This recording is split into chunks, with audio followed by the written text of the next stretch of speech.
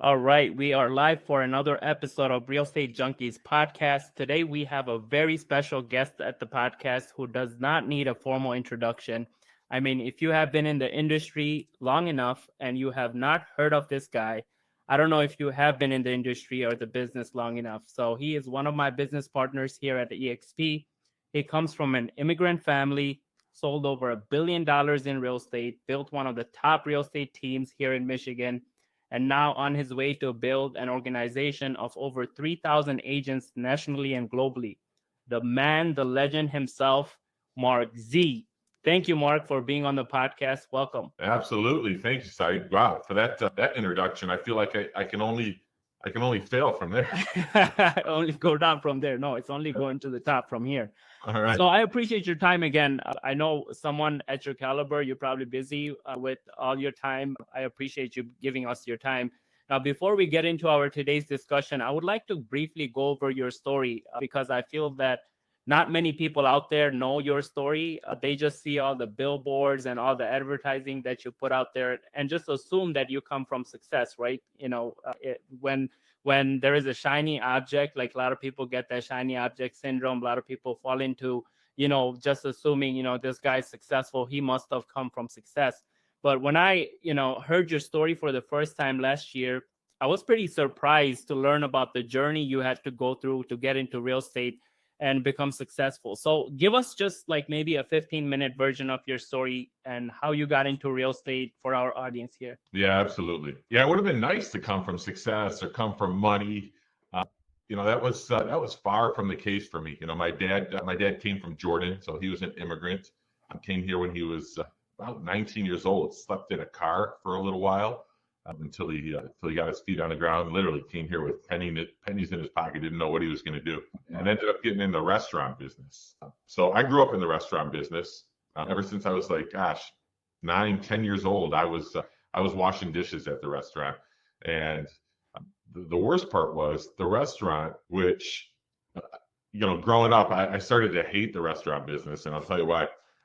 The restaurant was literally within walking distance of my house. So it was all too convenient for my dad to call me every time they were busy, and I'd have to go run in there, whether it was rain, snow, it didn't matter what. I had to go run into the restaurant, and I was the dish dog, right? Wow. It was a little Coney Island. It was he was the chef. He worked 7 days a week from 4 a.m, just like those Dunkin' Donut commercials. Literally 4 a.m. He would get there because he had to make the donuts and be open by 6 a.m. 5 or 6 a.m. Maybe it was even 5. I don't know, but I know he got up at 4 a.m. to get there, and the restaurant didn't close till 10 o'clock at night. So wow. You do the math. I think that's 16 hours a day, and he did this for about 20 years, and then finally the last 10 years of his career, he cut his hours. I guess he says that me and my brother and sister used to complain that we never see him. So the last 10 years of his career, he cut his hours and closed by 6 p.m. But for 20 years, he's working 16 hours a day, basically coming home. Think about it. He's coming home and just sleeping, waking up. I don't even know when he had time to make us, right? Like, how does it? I mean, it's living the American dream. Don't even have time to dream. Yeah, right. So, there's no family vacations growing up. I don't ever remember having anything name brand. I remember kids, coming to school with Jordans on. And that was not even a possibility, at the time. Shoes were like $100. I mean, my budget for shoes were like $20-$25. We shopped at J.C. Penney's, for clothes. I remember, but I can't complain because there's people who never even got new clothes. So, that's why my dad's always my heroes, because I didn't know, and I wasn't short of anything, right? I had everything that I've ever wanted. I thought I was good. My dad at the time, looking back, he made about $35,000 a year. He was the sole breadwinner. My mom didn't work. She worked at the restaurant, as a waitress. But he found a way to save money from that $35,000. So we lived crazy. That's nuts, right? We lived very frugal. But again, I can't say that I was missing anything. I thought I had a great childhood. I don't look back and say I was starving, or there was times where, I wish I had dinner. That wasn't the case at all. So there was always people in a worse situation than me, but money was always an issue, right? When you make $35,000 a year household income, your parents are coming home talking about money, they're stressing about money, and so I was always motivated by money. I was always fascinated by money. So 9, 10 years old, I was stealing because my dad didn't know. I was taking the atomic fireballs, from the candy shelf every time I'd go work there, and I'd sell them to the students on the school bus. That's And funny. When I heard that, when you tell that part of the story, I was cracking up. I was like, that's crazy. You were like a hustler, like a little hustler running around. yeah, I mean, I'm selling them for like 10 cents, I mean, I'm coming home with like $1 in my pocket, $2 in my pocket, thinking, I hit the lotto every day. But I run into kids on Facebook, that I went to school with, and they always remind me of, remember when you were selling those atomic fireballs to us? So, anyone that knows me growing up knows that, I've always been a hustler, always been an entrepreneur. So I grew up in the Commerce Township area. I was the only Arab in my school. Needless to say, this was, gosh, I'm not gonna tell you how many years ago, because in my mind, I'm still 25 years old. But back then I was the only Arab in my school, and it was pretty racial. I got to tell you, I fought all the time. People used to call me all kinds of racial slurs, and it was I don't ever remember a week in elementary school or middle school not fighting, constantly fighting. I had to stand up for myself. I wasn't going to be bullied, but I was always bullied, right? Because I was the Arab kid. I was different. So growing up, I was working at the restaurant. I always remember having like 10 jobs. I was also a paper boy. I was cutting 15 lawns, for people in my neighborhood. I was doing the snow for them. I worked at Burger King. I was a waiter at a restaurant. A lot of these were at the same time too. It's not like I was job hopping. High school, I was a telemarketer for a heating and cooling company. So I got a lot of telemarketing experience for about 3-4 years. I did that. So that helped me in my real estate career. Going to school, my parents told me I had 2 choices growing up. You can be anything you want, they said. Just pick a doctor or a lawyer. One of those. Those are my choices. My dad told me he'd kill me if I got in the restaurant business. He wanted a better life for me. He didn't want me doing what he did, working, 120, 130 hours a week. So I go to school and I graduate and go to college, doing all the right things, end up getting accepted to law school, but I end up backing out because I wasn't cut out for another 3-4 years of school, after the 4 years of college I went to. I always had that entrepreneur spirit. I wanted to, get out and get in sales or business, something like that. Start seeing money. Yeah. I just didn't have patience, right? Then I end up backing out. I get accepted to U of D, University of Detroit, Detroit Mercy Law School, or University of Detroit Law School, something like that. I ended up telling my parents I can't do that. So they said, all right, then your other choice, go to apply to med school. So I applied to Even worse. yeah, even worse. I hated science, but I went down the road. I applied to a podiatry school in Chicago because one of my uncles was a podiatrist. So I get in there, I get accepted, and I back out. I said, I just can't do it. I hated science. Now I'm about to go to 4 years of med school and then 2 years of residency. There's no way. So I get a job. I go get my offer letter with my mom. I remember it like yesterday. She's in the car with me. She's all excited to see, what this offer was going to be. I open up the letter and it's $30,000 a year. Mind you, I was excited. $30,000 a year is my first job, making $30,000 a year. That's like $600 a week. Mind you, I'm living at home.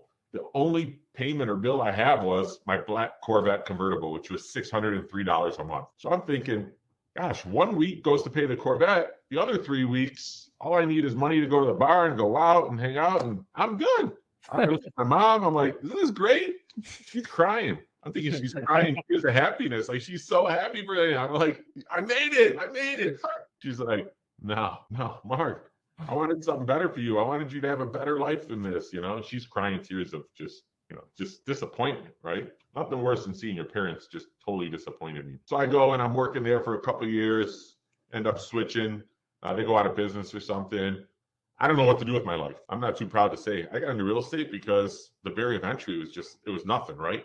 You either, you take your 40-hour test and you're a realtor. And that's why we have so many clowns in this industry, is because it's so easy to become a realtor, right? So, my choice is become a realtor or a mortgage broker, right? It costs really no money, $200-$300, and you go get a license in either one. So I call up my. So what year was that around? That was so this is 23. I'm in 23 years now. So about 2000. 2000, 2001, right around there. Yeah. So I call up my mortgage buddies. I'm like, hey, I'm thinking about getting my license and becoming a mortgage broker. They're like, no, bro, you don't want this. You don't want no part of this. It's paycheck to paycheck. It's really cyclical. And so I'm like, okay. So I go call out my real estate buddies. I'm like, hey, I'm thinking about becoming a realtor. What do you think? They're like, absolutely not, man. Paycheck to paycheck. The average salary is like 30 grand, 35 grand. You don't want to do this. So I'm like, great. Both people are talking me out of this horrible industry. Flip of a coin, honestly. I just decided real estate. I get into real estate and, I remember going to tell my dad, I'm going to be a realtor. My dad wanted to kill me. I mean, I've never seen a man more upset than when I told him I want to be a realtor. Let me tell you why. Right next door to the restaurant was a Century 21 office. All these realtors, as I was growing up, I'm going to the restaurant working and stuff. All these realtors used to come to the restaurant. They couldn't pay their bill. These are $5 Coney Island bills, right? 2 Coney Islands and a coffee and a pop. You're talking about $5. They couldn't pay the bill until they sold the house, until their commission check came in. So my dad had this pegboard and he had like those pins. You remember those, different color pins? Man, I just remember this. I don't remember a lot from my childhood, but I remember this. There's these pins, and every pin had like 10, 15 bills behind it, and each person's name. Like X. Yeah, and my dad was like a realtor. He was like their broker because he knew when their closing was, right? He's like, Johnny, you got the closing coming up on Saginaw Street on Thursday, huh? He knew because he was getting paid that day, right? So, Johnny would come in, oh, Sam, I'm so sorry, closing got delayed, or, closing fell apart. My dad is like their broker. He's like, what? What do you mean? More in the real estate business than the restaurant business. Yeah, I swear to God. He was like their broker rooting them on, because he needed them to close so he could get paid. So he's got like 15 realtors' bills waiting for their next commission check. And then here comes his oldest son, who's supposed to be a doctor or a lawyer, and tells daddy that he's going to be a realtor. One of those pins on the board. Yeah, exactly. He's probably thinking, like, let me go put your name on the board with your own pin, Mark. Let me get that ready for you. So he's just disgusted, man. He's like, of all things, you want to be a realtor? So I get my license, and I work at Coldwell Banker in Northville. I'm there for 3 years, and I'm running around with buyers, right? Because, that's what you do when you first get into real estate. It's the barrier of the least... the easiest way to get into business is That's what I'm saying. The easiest way to do business is working with buyers, right? Most buyers aren't interviewing you like sellers. You get a call. So we don't need much experience. Yeah. Not at all. You go turn a key and, you can BS your way through it. So I'm working buyers for 3 years, but I'm following in the same footsteps as my dad. I'm working like 60, 70, 80 hours a week in real estate. I'm also bartending at this local Italian restaurant on the corner of Maple and Haggerty, because I needed a paycheck. At first, you're not making any money. So I'm working there at night, real estate during the day. I'm doing 2 open houses on Saturday and 2 on Sunday. So 4 open houses a weekend, just trying to pick up buyers, right? I was doing good. I think my first year, I made about 70 grand my first year, which was amazing for me. But I'm working a lot. I have no life. Then the Schweitzers, they're the ones that own Coldwell Banker. They bring this guy to town. His name is Mike Ferry. He does this seminar on how to pick up listings, calling expired listings and for sale by owners. He does the seminar because he wants you to get the coaching program. So he sells his coaching program. It's $1,000 a month, and he's got this money back guarantee. So I go home, I tell my wife, hey, this guy came to town. He does a seminar, and I talk her into, let's spend $1,000 a month. He's got a guarantee. If it doesn't work, I get my money. Yeah, I'm like, it's probably not going to work. I get my money back in 6 months, probably learn a lot. So I give it a try. I come home. We're practicing the scripts. She was great about it. We're doing the objection handlers every night until I memorize them.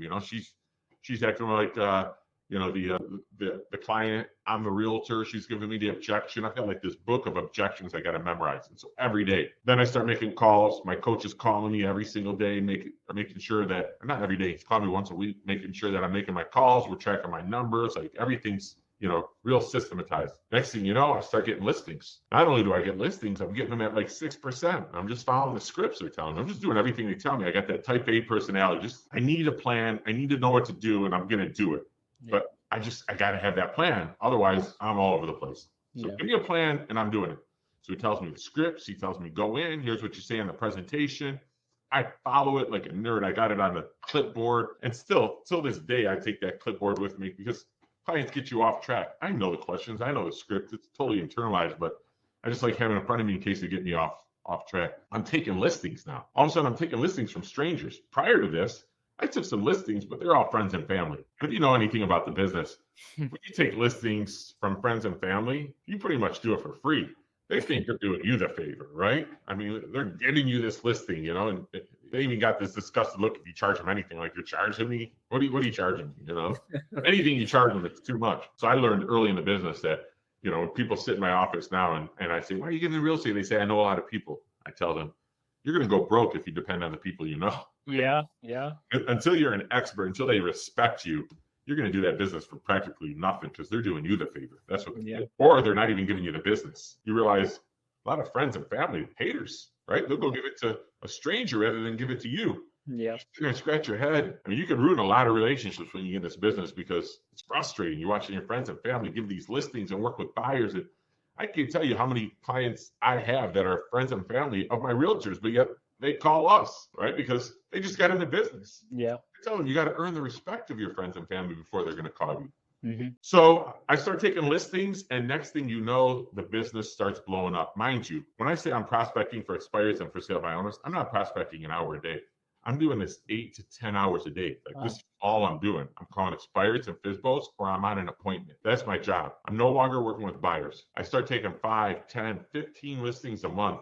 Now the buyers are coming in, and I don't have time to deal with them. I don't want to run around with buyers, right? When you start getting listings, you kind of want to give the buyers up. Like, that game gets exhausting driving around with buyers. Besides that, you can't scale the business when you're working with buyers, right? I mean, you're limited. Yeah, when you're running around doing 2 things at a time. Yeah. Yeah. I mean, how many buyers, how many motivated? If I said, Saeed, I'm going to give you 15 motivated buyers that want to buy this month, you wouldn't be able to do it. There's not enough time in the day, right? But if I give you 15 listings, after you get them in the MLS, they're all, you know, you'd say, Mark, give me more after a week. You're good, right? Once you got them listed, someone else is out. It's scalable. It's faster. Yep. Scalable. So I started to scale the business. I hired a buyer's agent. At the time, there were no teams. Nobody knew what a team was. If you even called yourself a team, you had an assistant maybe. I wasn't trying to build a team. I didn't know what I was building. I just knew that I couldn't take these buyer calls and run around with buyers because my job, according to my coach, was you stay in the office and you prospect and you go out on listings. That's the most dollar productive activity you can do. So that's what he told me. That's what I did. I was on the phone all day long calling expireds and FSBOs or out on an appointment. That's it. Everything else was delegated out. I hired an assistant so she could do all the paperwork because I'm coming in with these listings. And at the time, we were responsible to put them in the MLS. We had to fill everything out. We had to order the pictures. I didn't have time to do that because if I did spend time doing that, I wouldn't be on the phone. So I hired an assistant. And then I hired a buyer's agent shortly after. Her name was Sandy. Sandy was with me for 20 years. Oh, this Sandy, the one in the team? Yeah. She's not but she was on the team for like 21 years, 22 years. Crazy. Yeah. So I said, listen, I need you to just take all the buyer calls that come in and work all the buyers while I'm handling listings. I'm going to keep bringing in listings and you just keep working the buyers. And that's what we did. She handled the buyers until she couldn't handle any more buyers. And then I had to hire another buyer's agent. And that grew to what is today 120 agents we have today on the team. We have multiple listing agents. We've got multiple buyer's agents. We've got, management staff of 6 or 7 individuals, in management. We've got administrative staff of about, 10, 12 people, consisting of closing coordinators and marketing coordinators, compliance and, you name it. I mean, it's a true business rather than a job. And that was my dream, was to create something that would be sustainable after Mark Z was no longer here one day. So, and that's what I did. Created a business rather than a job. That is an amazing story. And some of the things that I picked up and I think that we all can learn from is, number one, when the whole school thing happened and you didn't see the engineering or the doctor and the lawyer as an option, most people would be like, okay, let me go take over my dad's business. And you didn't, because you knew the struggles of your dad and you didn't want to just like submit to like, oh, okay, I'm a failure. I'm just going to try to follow my dad's footsteps. Second thing I picked up was you got on the coaching is when you started seeing success, right? So following a proven path and staying consistent is what got you the success. And number 3, when you got to your capacity, you recognized that and you added the assistant and most people be like, no, I want to keep all of the money to myself, right? And if you had done that, which is most cases, the most top producers I know of, who are still a single agent, is usually because they want to keep all their money to themselves. Yeah, it's amazing to me. Realtors do not like spending money. I mean, they don't want to spend money on anything. Yeah. But what business in the world can you just keep taking from and not reinvest? Yeah. Yeah. right? There's two things that are the most, if you said, Mark, what's the two things that really surprise you in this business? It's two things. One, it's people get in this business as entrepreneurs, but yet they never reinvest back into the business. Yeah. Number one. Number two is they don't buy the product that they preach and sell all day long. Most realtors don't own anything besides their primary home, which is amazing. That's crazy. Yeah. They go their whole career and never buy the product that they preach. It's a great investment, and they're selling it all day, every day. We're selling houses, but yet you never bought any investment properties your whole career. That's just Yeah. And I when I coach agents now, I tell them that the difference between a job and a business is that business requires you to invest your money back. So I teach like at least minimum 10% of your money should be invested back, other than your broker money. If you're paying your broker a lot of money, that's on you. But you should spend 10 to 30% of your money back into your business to grow the business. Otherwise, you just own a job and you're going paycheck to paycheck and deal to deal without being able to scale it. So we got some viewers here. If you guys have any questions, you can put it in the comments and I will try to go through that. But let's get a little personal. I feel like I need to learn from you and the way you are, what's your daily routine like? What do you do now that you have your team and you have these businesses and now you have a legit business? What's your daily routine like? What do you do day to day? Yeah, great question. Besides just, sit around, watch Judge Judy and bounce all day, right? Yeah, no. So I've got a few different businesses other than just the real estate team. So the real estate team is one company. I've got a property management company, JMZ Management. We manage almost 1,000 doors. Wow. Yeah. So, and it manages, I personally got about 400 multifamily doors and then a bunch of, commercial, office, industrial, research and development buildings. So a variety of that. So the management company manages my properties. That's why I started the management company originally was, again, I had to delegate that off my plate or else I was going to be the property manager. And I wasn't going to be a property manager. So I started JMZ Management. And then once my clients found out that we're managing properties, they started giving us their properties. So I've got the property management company. That's got a staff of about 12, 13 people.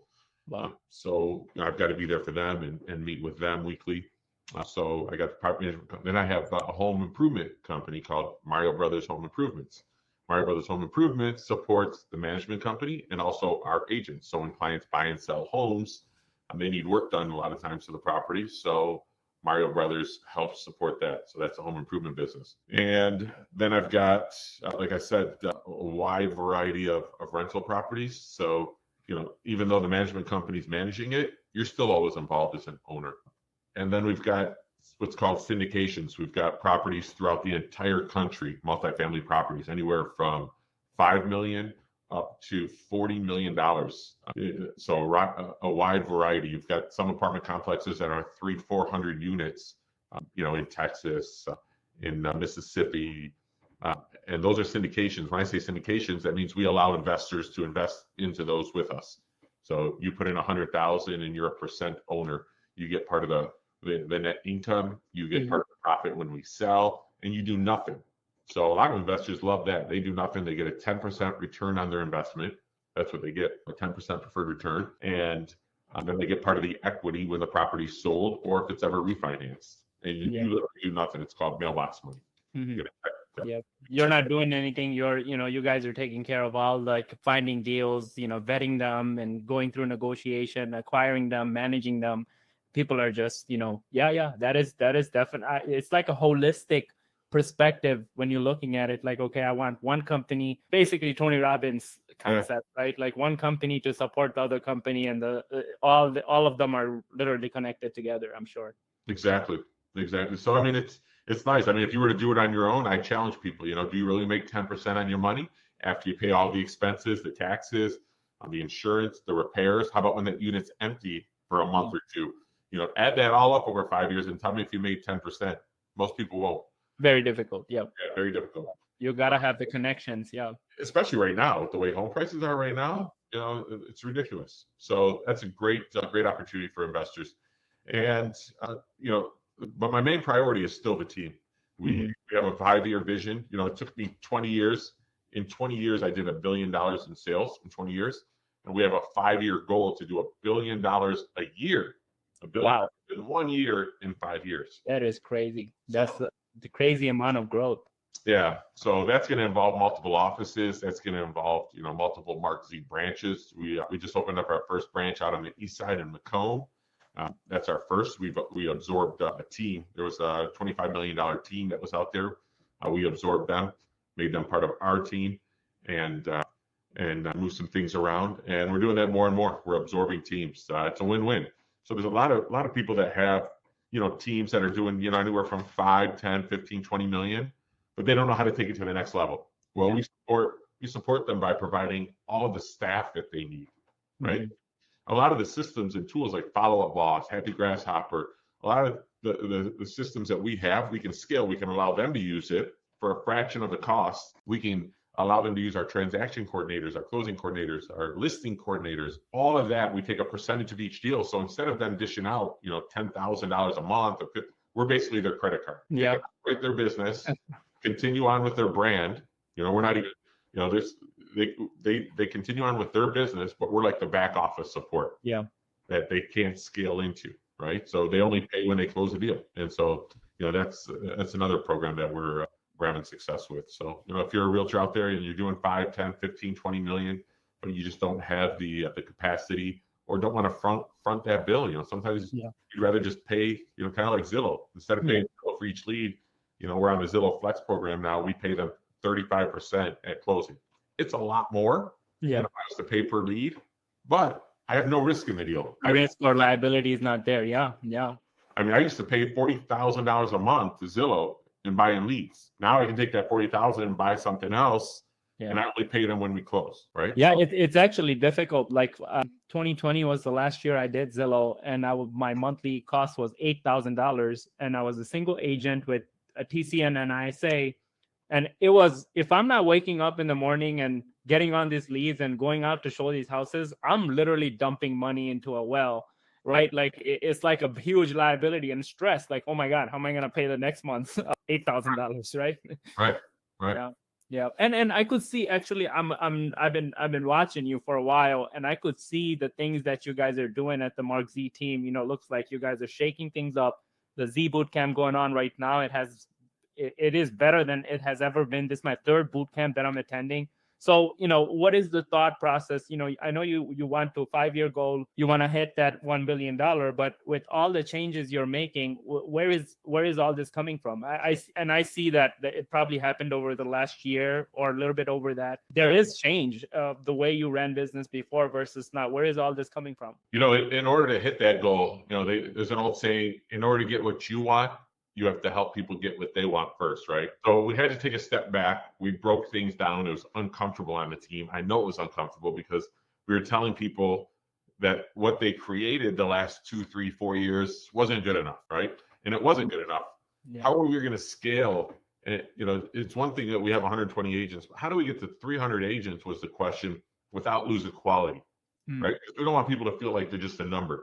Big deal. I know I could add another 100 agents, but if those 100 agents aren't productive, I feel like, we pride ourselves on the fact that we feel like our team is our family. What good is if I bring on 100 agents and they fail and they don't help? So, just like you're responsible for your kids, you feel responsible for their success, right? I mean, anyone can go and have kids, but we take pride as parents on how successful our kids are, right? And if they're not successful, we take it personal, like we failed. It's not always the case, but we do. We take it personal as parents. And as a team leader, I treat my team and my agents the same way. If they fail, I will take responsibility. I feel like I failed them. What could I have done different? Some will say, oh, they weren't motivated though. They didn't show up. Okay, well, maybe that's still my fault. Yeah. And I didn't motivate them. Full extreme responsibility. Yep. Always. And that's how I look at everything. If I'm at a red light and someone hits me from the back, I know the law says it's their fault. If you ever get hit from the back in Michigan, it's their fault. But I don't look at it like that. I say, Mark, you should have been paying attention. What if you're looking at rearview mirror and you've seen them coming? What if you would have got out of the way? What if you would have honked your horn? Like, how could I have changed that outcome? So we had to take a step back and we had to completely revamp our training program. We feel like in order to hit $1 billion a year in sales, your agents are going to have to be a lot more productive than they are now. We don't feel like leads is a problem. We've got an abundance of leads. I think right now we've got over 50 to 60 new leads that come in every single day. So we know we have an abundance of leads, but how do we get our agents to convert more leads? Mhm. We've got to train our agents better. So we redid our whole boot camp program. I brought Phil on. Phil's our new COO for the company. And so we're revamping our boot camp program. We've got mentors now on the team. What's a mentor? A mentor is one of your peers that is going to be able to answer all of your questions. They're going to meet with you. So every mentor has 5 agents that they're responsible for. Wow. And that's been huge, right? So now an agent has one of their peers who's been successful in real estate to be able to go to for any questions they have. They got to write an offer. They got to negotiate. What do they do, right? Not that management can't help them, but management can only do so much. And we find that agents like it a lot better when they can lean on a team member, one of their peers, better than a manager. Kind of like our kids that like they'd rather hear from one of their friends than their parent.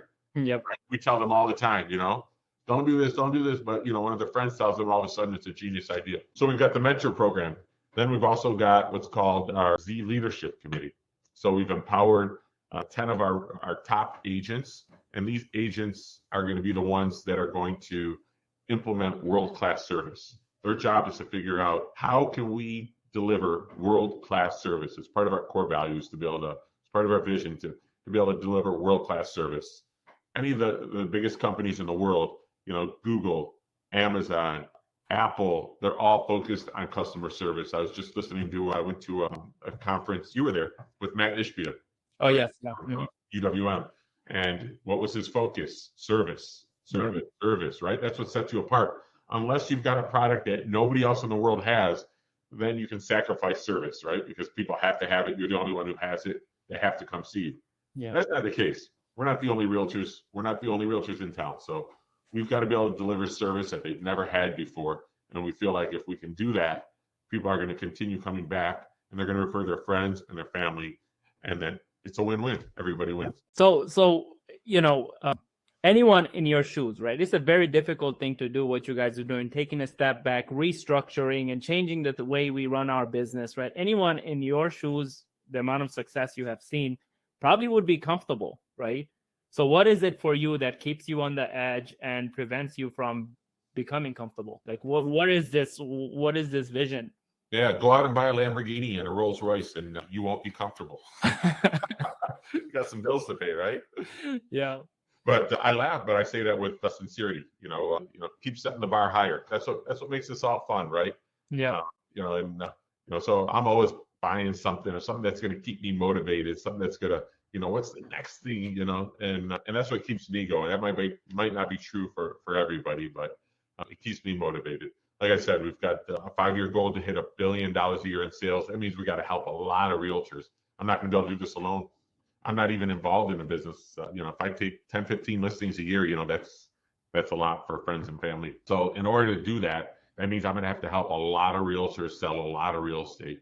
And that's a win-win to me. If I can help a lot of realtors sell a lot of real estate, that means them and their family and their kids. That means I helped out all their families. And so, for me, that's gratifying. That's amazing. So I have to ask you this question, and I feel like a lot of people out there struggle trying to get a balance on this, right? Give me your opinion. How much money is enough money, or is there such a thing as enough money? Yeah, great question. So it's not a matter of how much money you have. I feel like it's a matter of how much residual income do you have coming in every month. That would give me a lot more comfort than having a big pile of money. Because depending on your lifestyle, meaning what I mean by that is rather than having $1 million in the bank, let's say you live off of $100,000 a year. Okay. That means in reality, if you've got $1 million in the bank and you couldn't work tomorrow, or God forbid you were to die and your family, that's what they have to live off of. And their lifestyle is $100,000 a year. I mean, life's short, life's crazy. You don't know what could happen. You got to prepare. So, or let's say you wanted to stop working, right? I mean, who wants to work forever, right? One day maybe you want to do something that you love doing, but you don't want to do it for the money. So if you've got $100,000 a year lifestyle and you've got $1 million in the bank, that means you got 10 years. Time's ticking. What are you going to do in 9 years? So even $1 million is not enough in that case. Yeah. $1 million is not enough. But if you have $100,000 a year coming in, $10,000 a month, $8,000 a month coming in, you can feel comfortable. You can live the rest of your life. You don't need $1 million. You don't need really anything in the bank because every month you've got $8,000 to $10,000 a month coming in. So instead of focusing on how much money is enough, You should be focusing on what can I do with my money in order to invest to generate residual income, which is a big reason why I got into EXP. Mm-hmm. That revenue share, that residual, every month it comes in, regardless of what happens in my business. If my business is down, I still got that revenue share coming in. And when I seen that model, that was huge. That was a game changer to me. That was like the money I make from rev share is like me owning 100 properties. Yeah. Right? Like I'd have to buy 100 properties in order to generate what we make in our rev share. And I know you know what I mean, but I never like to sell or promote EXP based on you should come over here because of the rev share. Yeah. Because that's just a small portion of it. The real reason why, people are flocking to EXP is because you're surrounded by like-minded individuals like me, like Saeed, like you come in, we are your mentors. Yeah. We have a vested interest in your business. If you don't sell, we don't get anything. So that's the reason why you should come to EXP, is because you're surrounded by other realtors who are going to be sharing and caring and have a vested interest in your business. Because if you don't sell more real estate, they don't benefit in any way. So do you think we care? Absolutely, we care.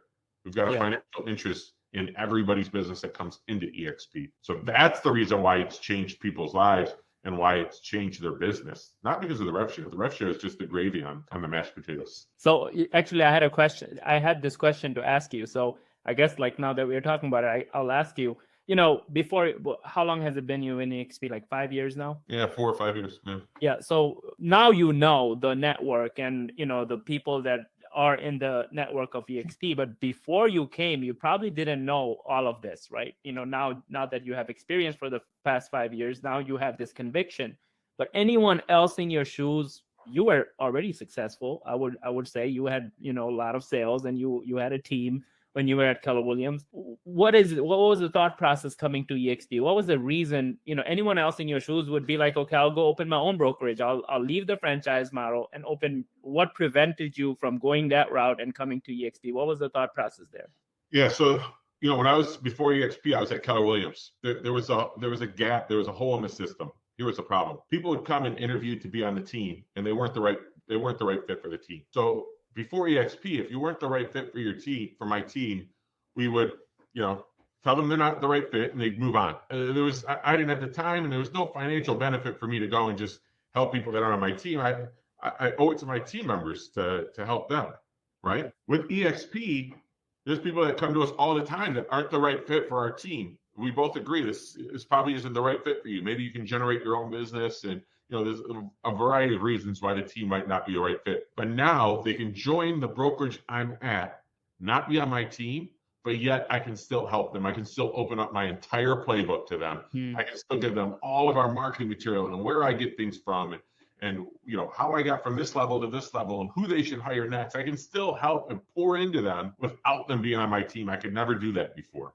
Yeah. And so that was a game changer. And I was like, I can help all these people. Maybe they're not the right fit for my team, but I could still help them. Yeah. If they just come on board into EXP. And that was, to me, that was like, wow. And I've got 3,000 people underneath. Only 120 of them are on my team. That means 2,880 people are not on my team, but yet I still pour into them. They still reach out to me for advice and questions. And to me, that was like, wow, that's a game changer. Yeah. And that's what a lot of people don't see. Even since it's been 10 months I've been with EXP, and I'm always everywhere you guys go, right? And I'm treated as family. Like nobody in your team ever told me hey, you're not in the team, you can't come, right? So I always felt like I was part of the team, and Curtis is there, Jimmy's there, Phil's there. Now I have a good relationship with Phil. And it was all because, and this 3,000 agents, I don't know how long it would have taken you if you were a brick and mortar or an independent brokerage yourself. How long would it take you? 10 years, 15, 20? Even if it was, I don't think it's possible. I don't think it's possible because the 3,000 agents are throughout the entire country, not just in Michigan. So how would I have to do? Get a broker's license in every state? Yeah, it's crazy. But your proof of concept, because like you said, you've been at the boot camp for the last 2 weeks. You're not on my team. Yeah. You're not on my team. You're not on the Mark Z team. You've got your own business, your own thing going on, but yet you still plug into everything that we have. And there's nothing you can't ask me for that I wouldn't give you. You said, Mark, where do you get your postcards from? Mark, how often do you send out postcards? What's your farming system? I would give it to you. I would want you to explode. I would want you to hire more team members and bring on more people. That's That's power. That's EXP. Yeah, yeah, and a lot of people don't. I could talk real estate all day, and it's like this conversation is just going. But like people, where you were 5 years ago, right? Successful team. You got a lot of sales going on. You want to maybe go off on your own, or like brokers that are out there, broker owner or team leader, whatever the case may be. What would be your advice for them to get to the level you are? Well, you've got to be consistent. The business has changed a lot over the years. Leads are a lot more expensive to buy. They're not as organic as they used to be. So you've got to be consistent, meaning you've got to have I strongly suggest you hire a coach. I don't know how you could do it without a coach. Yeah. All of the people that I know, the most successful professional athletes, all have coaches and trainers for a reason. If they could do it on their own, they would. I've had a coach my entire career. I've rotated coaches because coaches specialize in different aspects of a business. But I highly suggest you go out there, you get a coach. It's the best investment you can make. Someone that can hold you accountable and guide you through, the do's and don'ts. Not that you can't get there on your own, but why take 10 years to get there if you can get there in a year or two? I mean, it's just, so that's what I think. Yeah, that's definitely great advice. And what would you say the biggest pitfall that could come when building a business like yours? What could be the biggest pitfalls that someone can avoid, that you probably have avoided or you fell into and you got up? Gosh, that's a tough question. There's so many pitfalls in this business, right? Hopefully you don't ever get complacent. We talked about that earlier, but hopefully you don't ever take a step back and feel like you're comfortable, because in this business, every day you start from zero, right? That's great. You had a killer month last month, but what does that mean this month? Yeah, right? It doesn't mean anything if you don't go out there and get it. Yeah. Yeah. So hopefully, you do what I say, and you hire a coach, someone that can hold you accountable. If you're in EXP, you get that for pretty much nothing.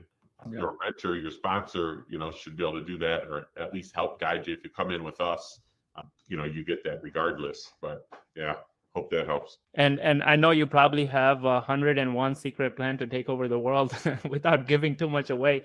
With the market the way it is right now, where do you see this? What are we facing this year, and what is it going to turn into in the next few years? And what are your future plans? If you look at history, right now we're in raise interest rates mode. They're probably going to keep. They've said they're going to keep raising them until they curb inflation. So usually, it's like a hill. They go up until the point where they're comfortable. They feel like, they've curbed inflation, and then they slowly start coming back down until they get to a happy medium.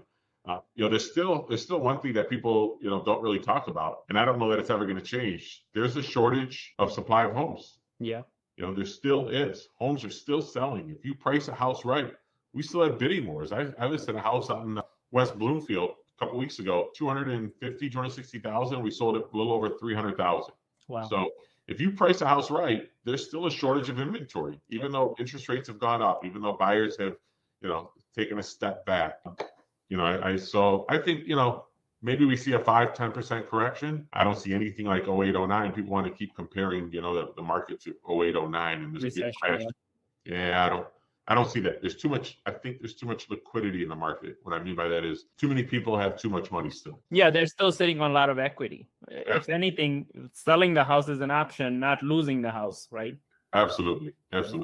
So there's still a lot of money in the market, right? In 08-09, I didn't have much money. Even though things crashed 50%, I couldn't really take advantage. Now, all my friends, a lot of people are just sitting around with cash waiting. And usually when you're sitting around waiting, it never happens. Yeah. If you try to time the market, it can never. Yeah. 08-09 caught everybody off guard, right? Nobody's seen that coming. And not a lot of people took advantage of, 50% price decrease. So right now, I feel like even if prices did come down substantially, there's a lot of people that are going to come in, swoop that up, and stop it from being a catastrophic event like 08-09. And with everything that's happening in the industry and the tech revolution we are going through right now, what should we be looking out for? Like how do you see it impacting the real estate industry in whole? Yeah, you know what? There's a lot of changes coming, and the industry is constantly evolving. What you need to do is concentrate on how you're going to bring value to your clients, right?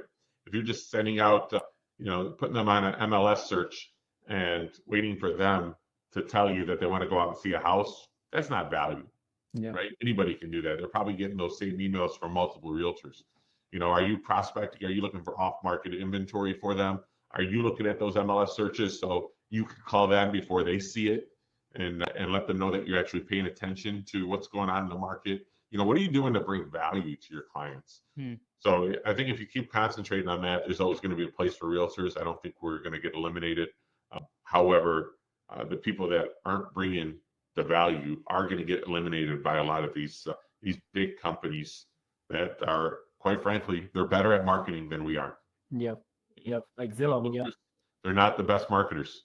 Zillow's a great marketer. HomeLight's a great marketer. These companies have taken advantage of our weak spot. Yeah. That's, as most realtors do not market very well, and they're taking advantage of it. There's some. Yeah. So it's no time to be comfortable, for sure.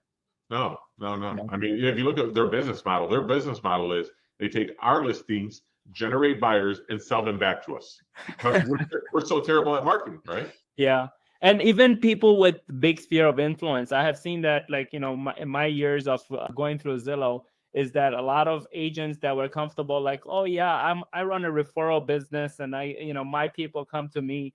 I have taken so many people's sphere of influence through Zillow. Like, Zillow gave me their sphere of influence that I didn't know before. Yeah, absolutely. Yeah. Mark, again, it's been a pleasure. We are way over time, but I love the conversation. I gotta get you back on here on a different topic. Last question, okay? Yeah. Do you consider yourself a real estate junkie? Absolutely. Yeah. Let's go. I never get bored of the subject. I live it and breathe it, and